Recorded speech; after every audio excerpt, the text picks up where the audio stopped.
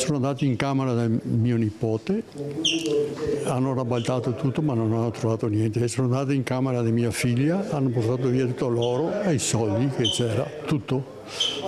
E buonanotte, quando siamo andati a letto ci siamo accorti che erano stati. Anziani nel mirino dei ladri, anziani nel mirino dei truffatori. Hanno chiamato mamma sono io e piangendo. Ho messo su subito, ho chiamato le mie figlie e con quella non ho...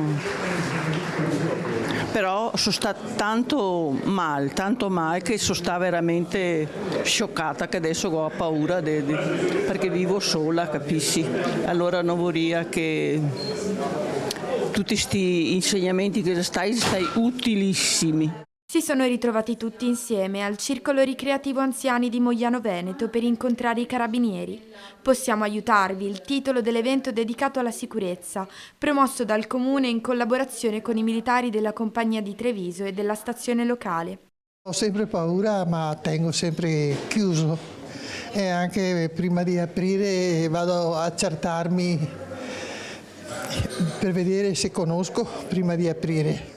A offrire consigli pratici e indicazioni la tenente Caterina Carrino, comandante del nucleo operativo radiomobile di Treviso. Varie le tattiche adottate dai truffatori sulle quali i presenti sono stati messi in guardia. Bisogna sempre aver presente che nessuno chiederà mai soldi in contanti o ancora di più oro, come è normale che sia, perché oramai le transazioni viaggiano tutto in modo elettronico. Attenzione anche alla scelta del luogo in cui custodire i beni preziosi. La camera da letto assolutamente no, perché è il primo luogo che viene praticamente visitato dai ladri, quindi conviene sicuramente andare a riporre gli oggetti di valore in altre parti della casa. In un momento storico in cui è sempre più facile prendersi gioco degli altri, anche attraverso l'uso dell'intelligenza artificiale. Con l'intelligenza artificiale è facile falsificare la voce e di conseguenza bisogna sempre diffidare.